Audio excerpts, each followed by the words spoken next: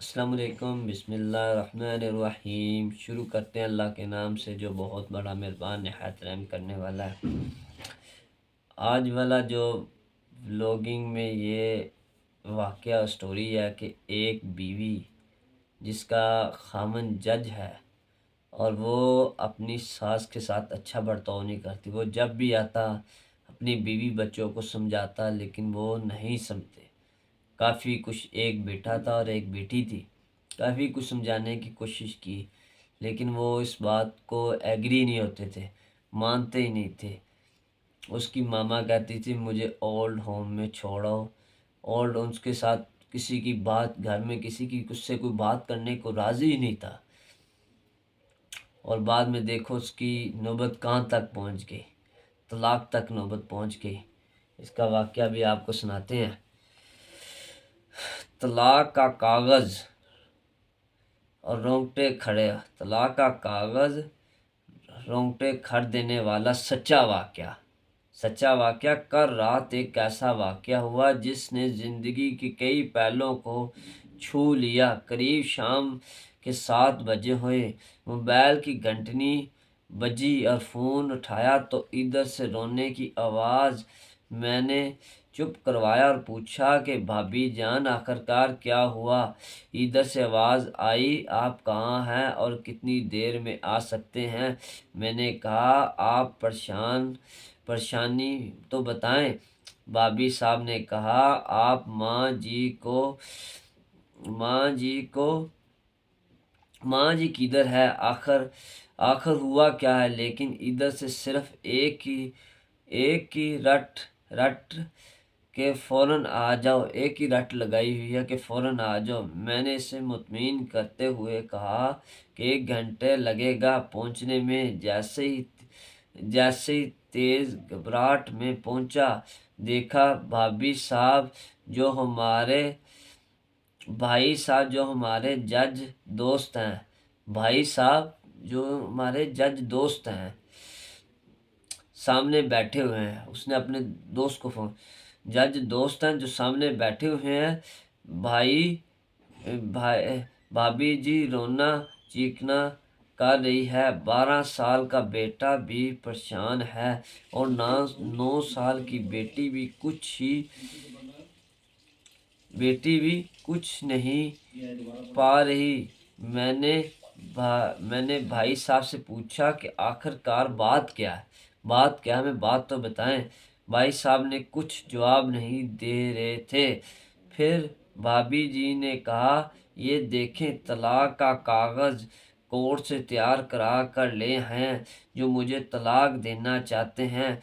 मैंने पूछा ये इसकी क्या वजह हो सकती है, इतनी अच्छी तो फैमिली इतनी अच्छी फैमिली। मैंने फिर पूछा इसकी क्या वजह हो सकती है, तो 2 बच्चे हैं, सब कुछ तो सेटअप सही चल रहा है। तो पहली नज़र में मुझे लगा कि ये मजाक है। जब वो कहता मैं गया तो मुझे ये लगा ये मजाक कर रहे हैं। लेकिन मैंने जब बच्चों से पूछा दादी किधर है तो बच्चों ने बताया पापा उन्हें 3 दिन पहले ही ओल्ड होम में शिफ्ट करके आ गए हैं। मैंने मैंने नौकरों से कहा मुझे और भाई साहब को चाय पिलाओ। कुछ देर में चाय आई। भाई साहब को मैंने बहुत कोशिश की चाय पिलाने की, मगर इन्होंने नहीं पी। कुछ देर में ही वो मासूम बच्ची की तरफ फूट फूट कर रोने लगी और बोली मैंने 3 दिन से कुछ नहीं खाया। मैं अपनी 61 साला की माँ को कुछ लोगों के हवाले करके आया हूँ। पिछले साल से मेरे घर में माँ के लिए इतनी मुसीबतें हो गई कि बीवी ने कसम खा ली कि मैं माँ जी का ध्यान नहीं रख सकूंगी। तो ना तो ये इनसे बात करती थी और ना मेरे बच्चे उनसे बात करते थे। रोज़ मेरे कोर्ट में से आने के बाद माँ बहुत रोती थी। उसका बेटा था, जब उसकी रोती थी उसका दुख बर्दाश्त नहीं होता था। बेटा था, नौकरी से आके जब वो उसको बताती तो रोती थी। इससे खराब तरह से पेश आते। रोती थी, नौकर तक भी उससे बात न करते। नौकरों को भी मना किया, वो नौकर भी उनसे बात ना। इनसे खराब खराब तरह से पेश आते थे, उनसे खराब तरह से पेश यानी बुरे लहजे से पेश आते थे, और अपने मनमानियाँ करते और अपनी मनमानियाँ करते थे। मैंने मैंने 10 दिन पहले ही बोल दिया था। तो माँ ने 10 दिन पहले ही उसे अपने बेटे को कह दिया था कि बेटा मुझे यहाँ से कहीं ले जाओ, ओल्ड होम में छोड़ो। तो मुझे ओल्ड होम में डाल दिया। मैंने बहुत कोशिश की पूरी फैमिली को समझाने की। वो कहता है मैंने बहुत कोशिश की पूरी फैमिली को समझाने की, लेकिन किसी ने माँ से सीधा मुंह बात करने तक नहीं कोशिश की। जब मैंने 2 साल का था तब अब्बा इंतकाल कर गए। जज साहब कहते हैं जब मैं 2 साल का था मेरा अब्बा तब से इंतकाल कर गए थे। माँ ने दूसरे के घरों में काम करके मुझे इतना काबिल बनाया कि मैं एक जज बन जाऊं।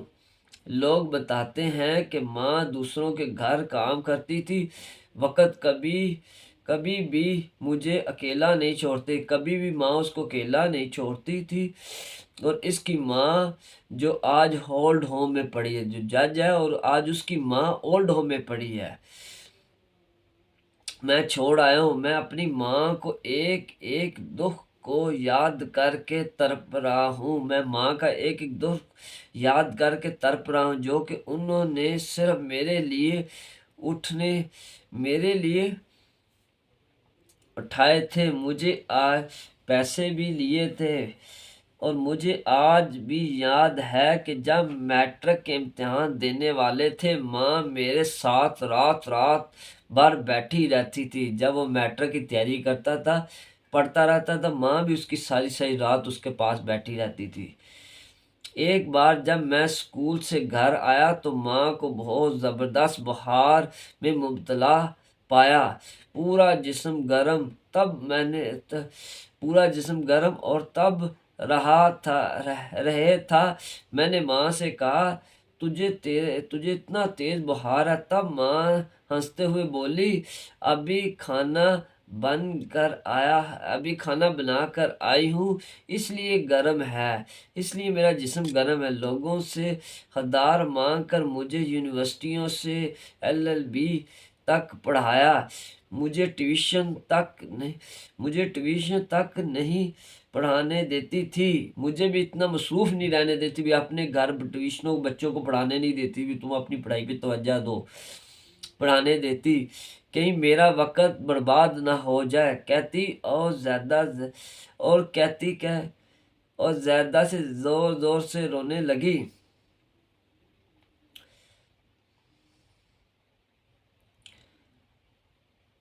कहते कहते और ज़्यादा से रोने लगी और कहने लगी ऐसी माँ के हम नहीं हो सकते, जब ऐसी माँ के हम नहीं हो सकते तो अपनी बीवी और बच्चों के क्या होंगे हम।